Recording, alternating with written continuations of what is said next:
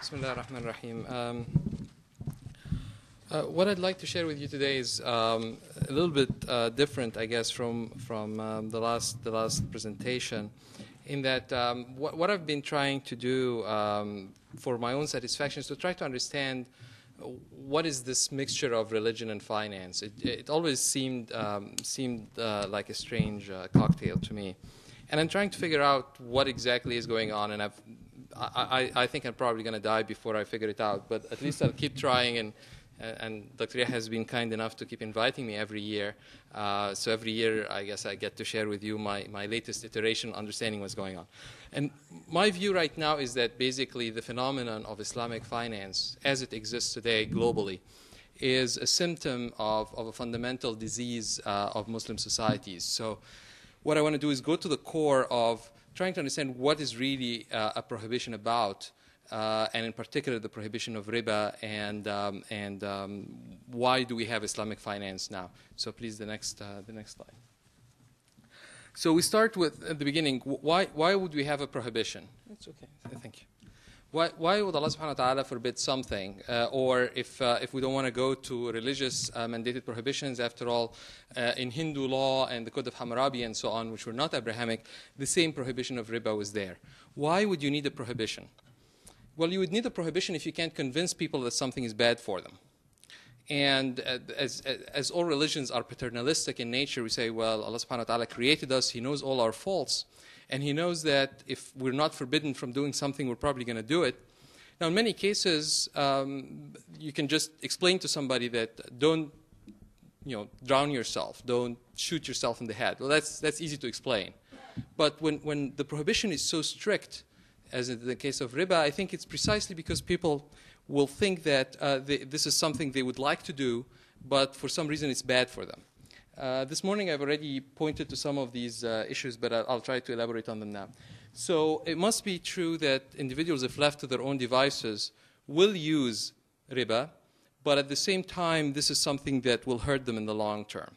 And the analogy I like to draw, and I've been thinking about more and more now, is about the analogy to the prohibition of khamr, of the imbibing of khamr. And so I went into the books of Islamic legal theory to even read about how they came to the prohibition, say, of wine or beer, when the only one that's mentioned in the Quran is khamr, which is made of dates. And they talk about the intoxicating factor and so on. It's not, the redness of the drink. It's not the fact that it's a liquid, etc. But I think they missed something, because khamr is always mentioned in conjunction with maisir in Quran. It's always al-khamr wal-maisir, al-khamr wal-maisir. يسألونك عن الخمر والميسر يقول فيهما إثم كبير ومنافع للناس وإثمهما أكبر من نفعهما. And then إنما الخمر والميسر والأنصاب والأزلام رجس من عمل الشيطان. They're addictive substances. One is addictive chemically, the other is addictive psychologically, but they're addictive. They're both addictive, and that's why they're always mentioned together. It's something where once you get into it, once you get used to gambling or once you get used to wine, it's very hard to wean yourself off of it. I think riba is very much the same way, and that's why the prohibition comes gradually to wean one off that addiction. So in the prohibition of wine, it comes very briefly. First, لا تقربوا الصلاة وأنتم سكارى.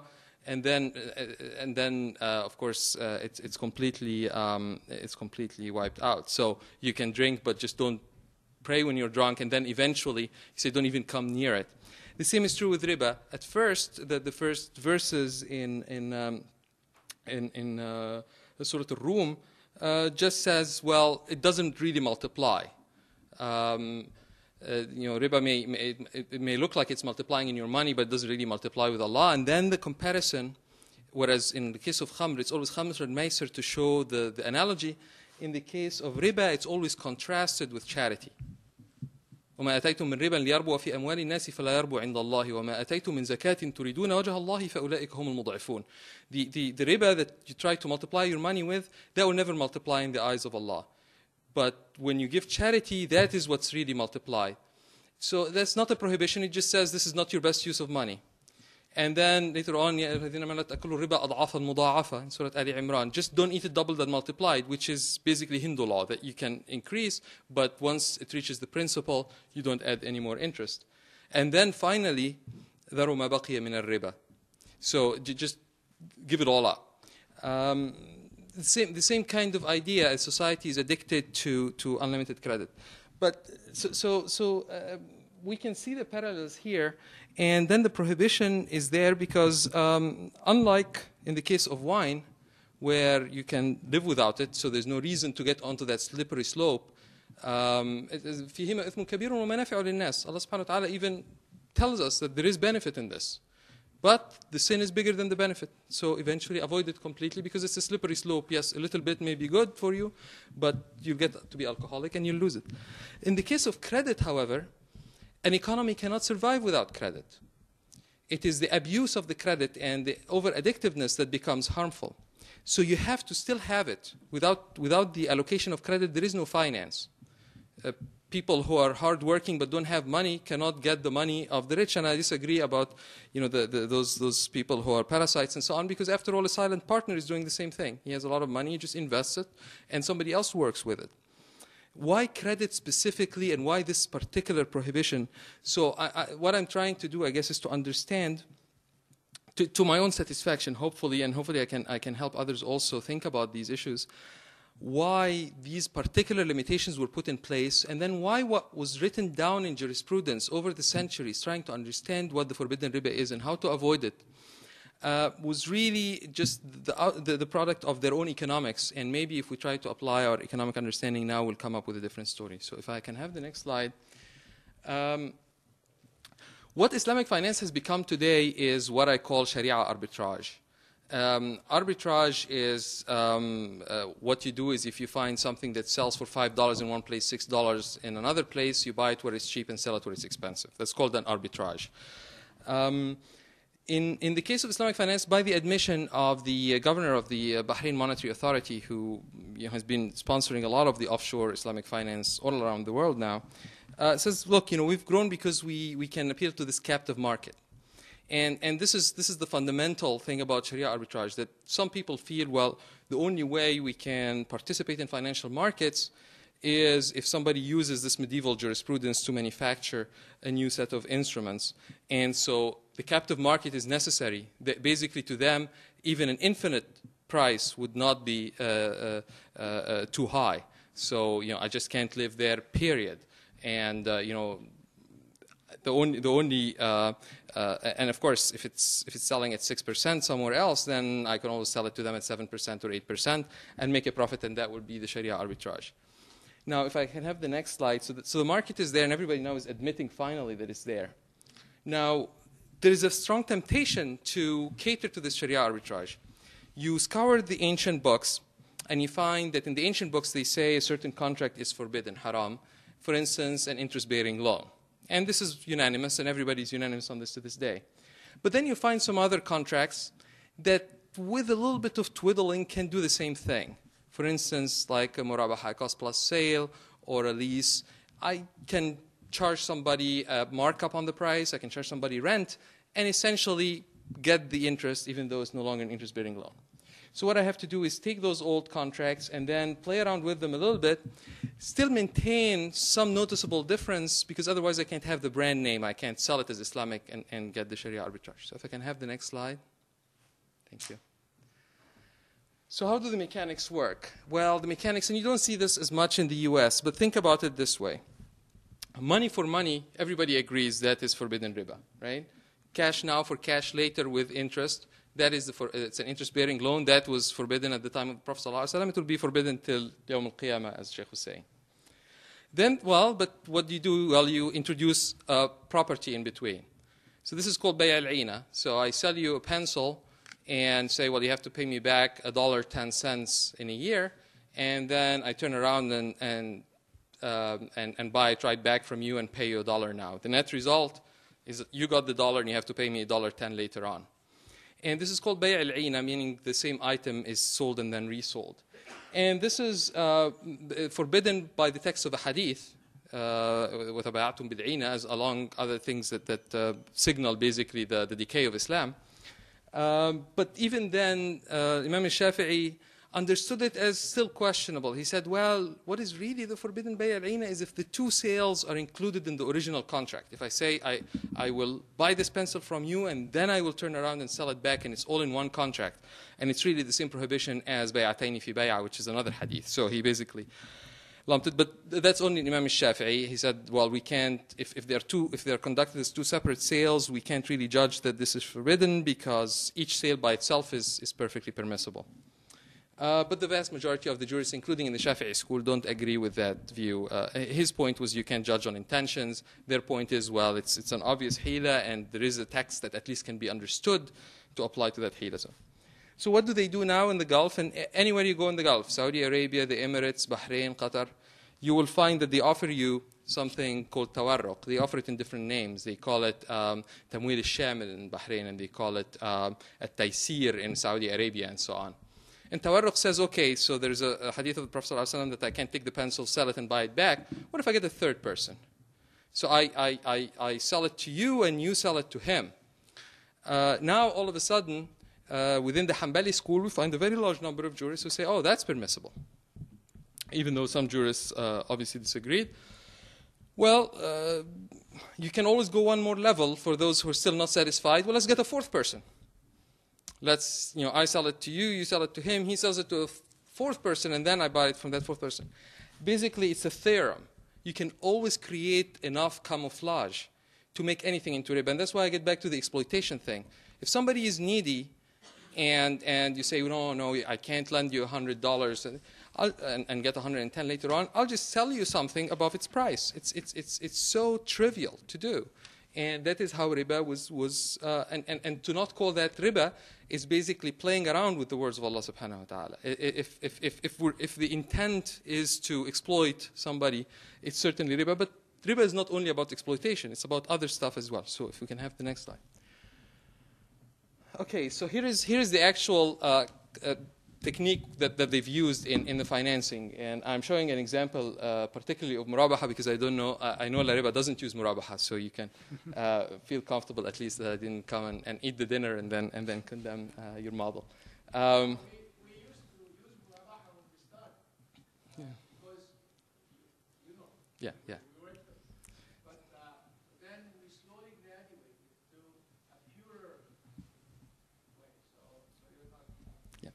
So, and here's how it works. So you start, okay, so we said the jurists, you find that an interest-bearing loan is forbidden, but credit sales are permissible, and credit sales with a markup are permissible.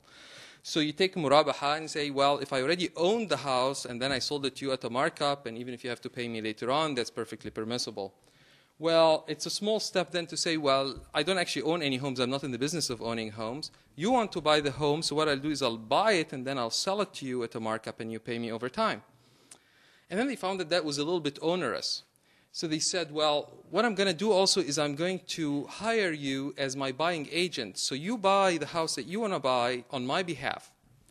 Oh, but I'd go one step further. So you're going to be my buying agent. You're also going to be my selling agent. So you go, you buy the house on my behalf, and then you sell it to yourself on my behalf.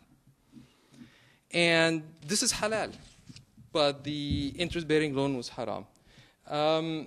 They went further, and I have a particular jurist in mind. I will name him on a different thing, but HSBC, for instance, and they publicize this, frequently asked questions about their auto financing in the Gulf. He said, well, people ask us these questions a lot, but where do you come up with the money that you're going to use for lending me? And they say, well, we're actually going to use our regular banking money that, if you came for an auto loan, we would have used the exact same money, but now we're going to use it for a Sharia-compliant transaction instead. I say, interesting. So, and how much are you going to charge me? They say, well, we'll charge you the same interest rate we're going to charge those other guys as well. But ours is perfectly Islamic because we have the fatwa. So basically, it's the same money. You buy the car and then sell it to yourself. We charge you the same interest rate, but somehow this is fundamentally different. If I can have the next slide. So, and where is the difference? So Justice Taqi Osmani explains the difference here. And it's again appealing to a medieval juristic rule about what they call daman, the guarantee, which sometimes is also interpreted as risk for property. So, well, the difference is that you can't earn an income unless you bore some risk. So possessions in Islam, there are only two types of possession that jurists recognize, qabd al-amana and qabd al-daman. Either I hold it as a trust for somebody else, or I hold it with guarantee, in which case if it's destroyed, it's my property that's lost, not the other person's. Of course, in the case of a holding of trust, it's, you still have to guarantee it against your own transgression, but you don't guarantee it against an act of God. So he says, well, you see, here's the difference. Even though we're going to appoint this person to go find the car they want, buy it on our behalf, and all they have to do is basically call us on the phone and say, okay, I need $15,000 to buy it on your behalf, and we wire the money.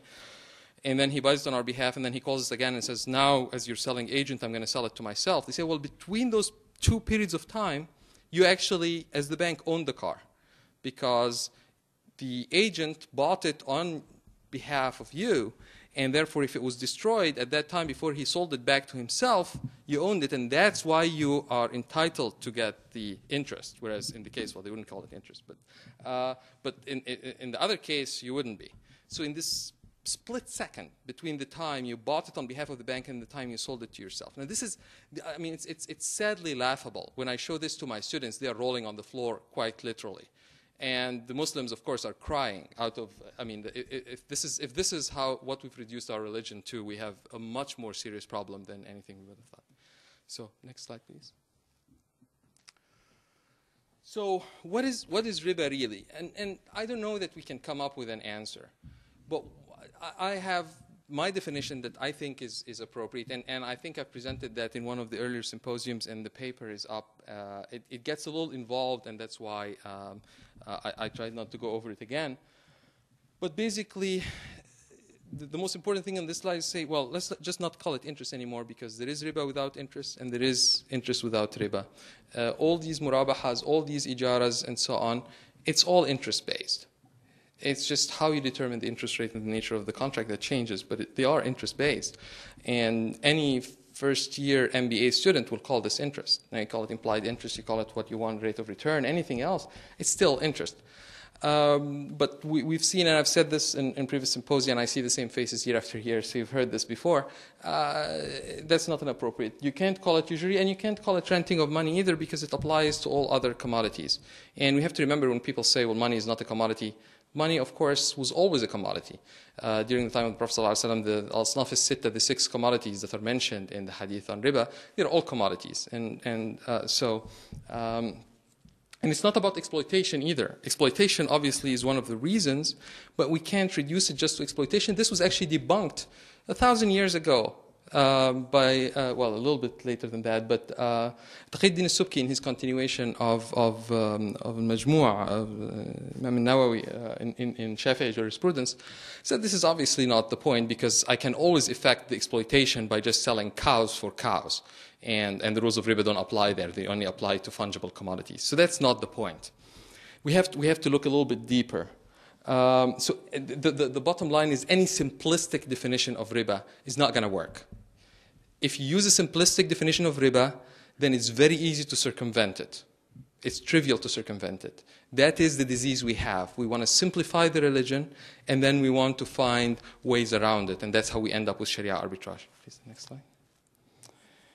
So my story, and again, I'm not going to go through it all, but my story is that basically humans are dynamically inconsistent in economic lingo, or basically they make plans and then they don't follow through. Somebody says, well, I need to go to college in order to get a good job, so I'm going to borrow money.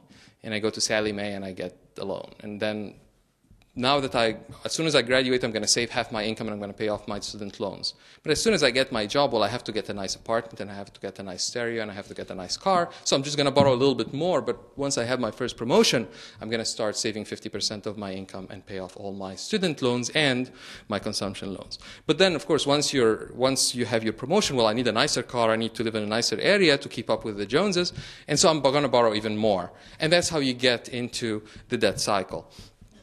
And so the way to stop this is to have a pre-commitment mechanism, and the pre-commitment comes through the prohibition, which doesn't say you can't have credit. I remember the Krehe once said that they believe credit is a human right or something, basic human right. And I mean, you need credit, otherwise people can never get out of a poverty trap. So you need the credit, and the problem is, how do you make sure that this credit is not abused in a way that is addictive? Now, if with alcohol you could actually give people injections, well, not alcohol, but khamr or something, just the right amount, and you can never get, well, but that's not how you imbibe it. In the case of credit, well, if you cancel it completely, people will die. So the solution is to allow credit, but put so many restrictions. And the restrictions, as they were understood, there's nothing about murabaha or ijara or any of this stuff in the Quran and the Sunnah. These were contracts that just existed. And so people said, well, those are the contracts. Let's just explain what the rules are for these contracts so we won't have riba. And then, of course, you take a medieval mind together with a 21st century lawyer, and you know you're going to play funny games with this stuff. You can run circles around the medieval jurist and do exactly what you want to do within his rules, right? If they could see all these tricks and understand them, they would plug all these holes as well. So, in my opinion, actually, the current regulatory framework is exactly what we have. As I said earlier, and I feel now it's my responsibility to say this, I have a conventional mortgage and I have conventional auto loans, and I feel there's nothing wrong with it. Now, I'm not a faqih, and I cannot say anything, but I wouldn't see the difference. No, sure. It's just a matter of convenience for me. Yeah, but the main point is I never borrowed money. Sure.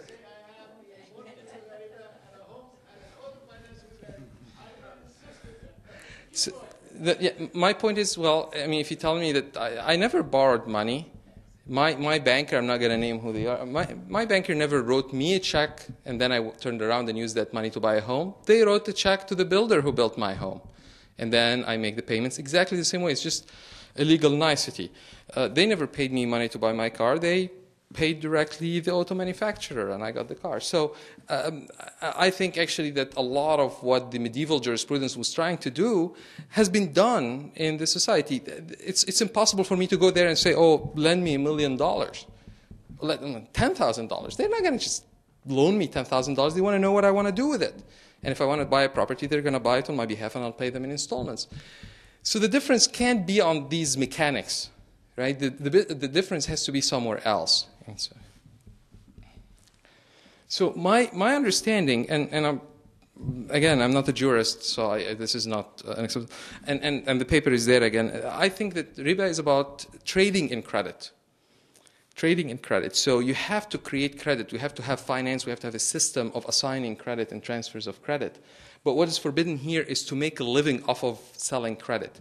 The problem, as I see it, so why would this be good? One of them is it will prevent over-leverage. If I can't just sell credit, I won't allow somebody to borrow indiscriminately. I'll have to say, well, what are you buying with this money? And have to make sure that there's enough equity in the property and so on. And that's why you have to have a down payment, right? Otherwise, it's infinite leverage. And it has to, and it reduces the chances of bankruptcy for the same reason.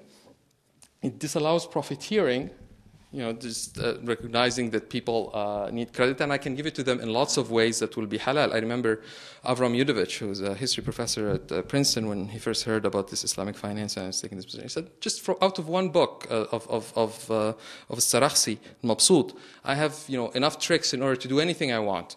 And indeed, the Hanafis were notorious for writing books of, they called them kutub al-hayal, basically the legal stratagems to get around the prohibitions. But their point was never to actually get around the prohibition as it exists in the Quran and Sunnah. It's to get around the fine print that was written by other lawyers, by other jurists. So this is lawyers playing against lawyers. Unfortunately, I think we're using it now for profiteering. Now, why? And marking to market is only one piece of it. Marking to market is only one piece of it. It's not the whole thing. The drawback is if you don't make it a business, a for-profit business, if you make it like a credit union or a mutual bank, something that's not for profit, where basically the depositors are themselves the owners, then there won't be so much profit to go around from the Sharia arbitrage in order to hire the lawyers and hire the payroll jurists and all those, the people who basically create the tricks for the Sharia arbitrage for you. So that doesn't happen. The advantage is we already have it. We already have mutual banking. We already have credit unions. We already have various forms that can be used for actually ensuring that people don't over-leverage, that it's done the right way, and then you can add in some ethics into the mix, and then you can talk about faith-based. It's not about, you know, that we are trapped in medieval times and we have to apply rules of jurisprudence of that time. It's really, it has to be more than that. The brand name has to be more of a community-based brand name rather than a legal one, especially when the name of the game is playing legal tricks. Now, I'm not accusing anybody in this room, definitely, of doing that, but that is what the industry is about, and I find it distasteful that the industry uses the word. You don't use the word Islamic even. Yeah. No, you have to admit we do not play games. You know us very well. Yeah. No. Right. At the time your wife was typing the book, married, you know that we do not play games, we do not do hiyas. You know who that? Yeah. So please make that statement. No, I'm talking about the industry. Yes. No, I mean the nice thing about operating within the U.S. regulatory framework actually is that you have I'm saying the protections that the jurists were writing about in medieval times are already there in U.S. laws. The protections are already there. You can add more protections if you want, but at least if you're obeying the laws of the land, I feel comfortable that it's Islamic to start with, and then if you add other things like being community sensitive and working with people who wouldn't have access to credit and so on, that's wonderful. But the problem is that there's a lot that's being done in the name of Islam in this Islamic finance industry that's really just pure Sharia arbitrage, just pure profiteering in the name of religion. And you know that there will be another crisis like BCCI or worse, and it will tarnish. I mean, Dr. Yahya was talking earlier about others who play fast and loose and bring in hot money from other parts of the world to buy a whole bunch of homes and then go and market them back in that part of the world. And someday somebody's going to use that for something improper, and then it's going to tarnish the whole industry's name. So I hope that Islamic finance would be more about community-based initiatives and less about the reinterpretations of medieval Sharia. Thank you.